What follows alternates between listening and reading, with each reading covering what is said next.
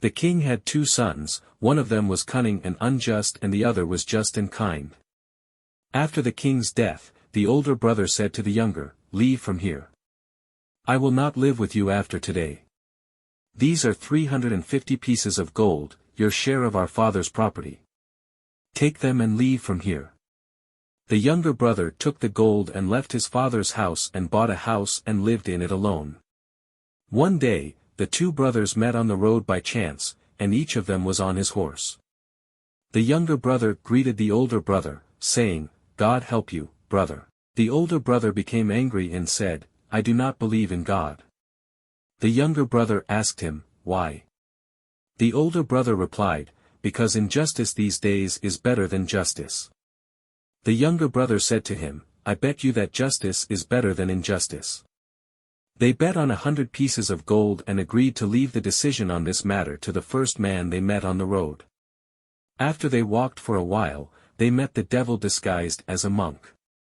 So they asked him to decide what was better, justice or injustice, and the devil replied, "Injustice." So the younger brother gave the oldest 100 pieces of gold, and they bet on a second and third 100, and each time the devil disguised himself and appeared to them in different shapes and forms and told them that injustice is better than justice.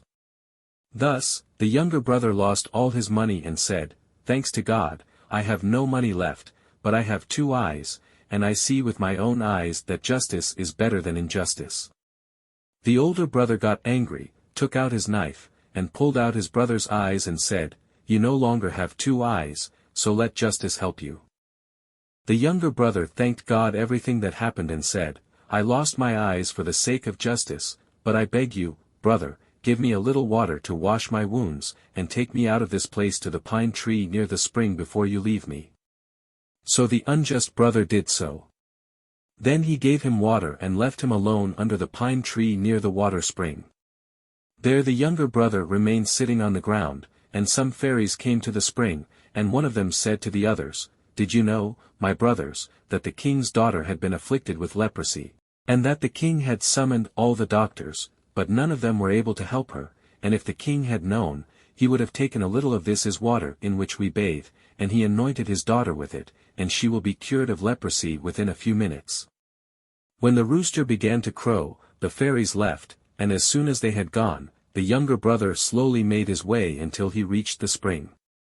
He wiped his eyes, and his sight was restored. Then he filled a bowl and went quickly to the king and said to the servant, "I have come to treat the king's daughter, and I guarantee that she will be healed in a day and a night." When the king heard.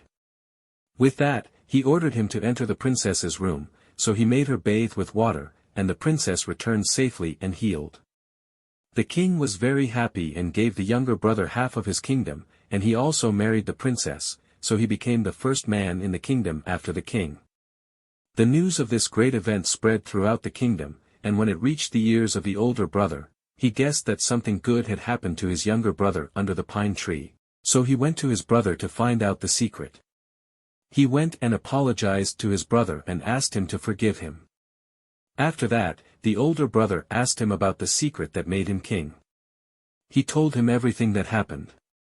The older brother went and sat under the pine tree waiting for the fairies to come. When darkness fell, the fairies returned, and when they were washing, one of them said, "The king's daughter has been healed."